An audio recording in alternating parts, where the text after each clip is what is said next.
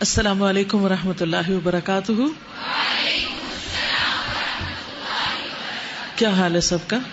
الحمدللہ. نحمده ونصلی علی رسولہ الکریم. اما بعد فاعوذ باللہ من الشیطان الرجیم. بسم اللہ الرحمن الرحیم. رب اشرح لی صدری ویسر لی امری واحلل عقدۃ من لسانی یفقہوا قولی. رمضان والعشر الاواخر. اگرچہ رمضان سارا ہی عبادت کا مہینہ ہے، مگر اس کے آخری عشرے کی عبادات کی خاص فضیلت بیان ہوئی ہے. رمضان کے آخری 10 دنوں میں اپنے اہل و عیال کو عبادت کے لیے خصوصی ترغیب دلانا، نبی کریم صلی اللہ علیہ وسلم کی سنت پر عمل کرنا ہے. حضرت عائشہ فرماتی ہیں، کان النبی صلی اللہ علیہ وسلم اذا دخل العشر شد مئزرہ واحیا لیلہ وایقظ اہلہ. جب رمضان کا آخری عشرہ شروع ہوتا تو نبی صلی اللہ علیہ وسلم عبادت کے لیے کمر بستہ ہو جاتے، راتوں کو جاگتے اور اپنے اہل خانہ کو بھی جگاتے. یعنی صرف خود ہی نہیں جاگتے تھے، گھر والوں کو بھی جگاتے تھے. تو اس سے کیا پتہ چلتا ہے کہ یہ ایک اجتماعی عبادت ہے جس میں سب لوگ مل کے عبادت کرتے ہیں، اور رات کی عبادت ہے. آج کی یوتھ کو رات کے وقت جاگنا بہت پسند ہے. ایسا ہی ہے نا؟ بہت سے بچے دن کو سونا پسند کرتے ہیں اور رات کو جاگنا. ایسا کیوں ہے؟ رات کو کیوں جاگتے ہیں؟ آپ میں سے کس کس کو رات کو جاگنا پسند ہے؟ کیوں رات کو کیوں جاگتے ہیں؟ ہاں، سکون ہوتا ہے. اس سکون میں ہم کرتے کیا ہیں؟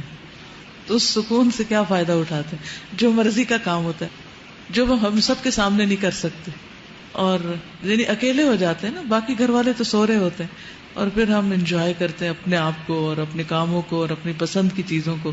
تو مومن کے لیے سب سے زیادہ پسندیدہ چیز کیا ہونی چاہیے؟ اللہ کی عبادت. تو اس کے لیے بھی دن کے مقابلے میں رات کا وقت رکھا گیا ہے. ٹھیک، سارا سال تو ہم عشاء اور فجر کی نماز اگر پڑھ لیں تو وہ بھی بہت اچھا ہے. تہجد جس کو نصیب ہو جائے وہ تو بہت ہی خوش قسمت ہے.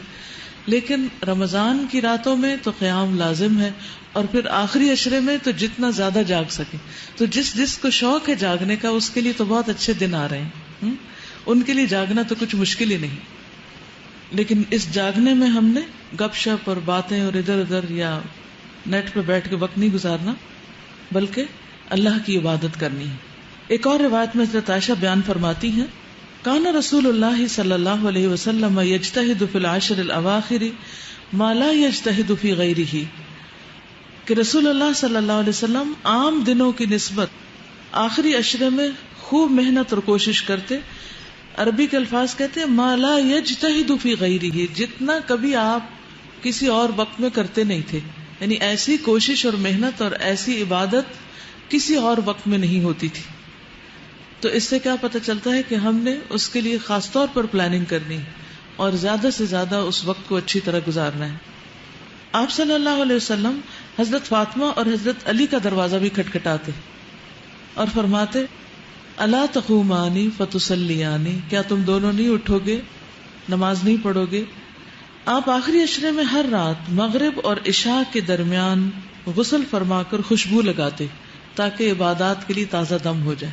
کس وقت؟ یعنی افطار وغیرہ کر کے کھانا کھا کر اور تراویح پڑھنے سے پہلے کے وقفے میں، تاکہ پوری طرح فریش ہو جائے. تو ایون اگر آپ نے پراپر غسل صبح کے وقت لیا ہوا بھی ہو تو اس سنت کو پورا کرنے کے لیے چند مگے پانی کے اپنے اوپر ڈال لیں تاکہ رات آپ کی اور زیادہ فریش گزرے، اچھی گزرے. اب اس میں یہ کہ کرنا کیا ہے، رات کو جاگ کر کرنا کیا ہے، اس کی لسٹ بنا لیں. اس سے پہلے آپ قیام کریں گے تراویح کا، پھر اس کے بعد آپ کچھ اذکار کر سکتے ہیں، تلاوت کر سکتے ہیں، کوئی درس و تدریس کر سکتے ہیں اگر کٹھے گھر میں کچھ لوگ ہیں، کچھ سیکھ سکھا سکتے ہیں. پھر اس کے بعد بیچ میں چائے بھی پی سکتے ہیں تاکہ جاگ سکیں. پھر اس کے بعد یہ ہے کہ پھر دوبارہ قیام کریں اور پھر فجر پڑھ کے پھر کیا کریں، پھر آرام کریں. ان راتوں میں لمبی دعائیں بھی مانگیں، ٹھیک ہے، کیونکہ دعاؤں کی قبولیت ہوتی. اسی میں طاق رات ہے، اسی میں جبریل اور فرشتے اترتے ہیں اور سب کو دیکھتے ہیں کہ کون کون عبادت کر رہا ہے، اور جو عبادت کر رہا ہے اس کو بخش دیا جاتا ہے. تو دعائیں جو ہیں اب ماشاءاللہ کافی آپ کے پاس کلیکشن ہو گئی ہے. ان دعاؤں کے علاوہ آپ کی پرسنل دعائیں، آپ زندگی میں کیا بننا چاہتے ہیں، آپ اپنی آخرت کیسے چاہتے ہیں، آپ اپنے ماں باپ کے لیے کیا چاہتے ہیں، بہن بھائیوں کے لیے کیا چاہتے ہیں، اپنے بچوں کے لیے کیا چاہتے ہیں، امت مسلمہ کے لیے کیا چاہتے ہیں، اپنے ملک کے لیے کیا چاہتے ہیں، یعنی اپنی ذات سے شروع کر کے پوری دنیا تک آپ کا دل کیا چاہتا ہے کہ کیا ہو، تو اس سے متعلق آپ خوب خوب دعائیں کریں. ٹھیک ہے، اس کو اگر لکھ لیں. میں نے ایک چھوٹی سی ڈائری بنائی ہوئی ہے، تو اس میں جب مجھے کوئی دعا یاد آتی ہے، جب میرے اندر کوئی طلب پیدا ہوتی ہے، تو اس میں لکھ لیتی ہوں کہ اللہ مجھے یہ عطا کر. کیونکہ جب قبولیت کی راتیں یا اوقات ہوتے ہیں تو پھر میں اس کو دیکھ بھی لیتی ہوں کہ کہیں کوئی چیز بھول تو نہیں گئی، تو اس طرح آسانی ہو جاتی.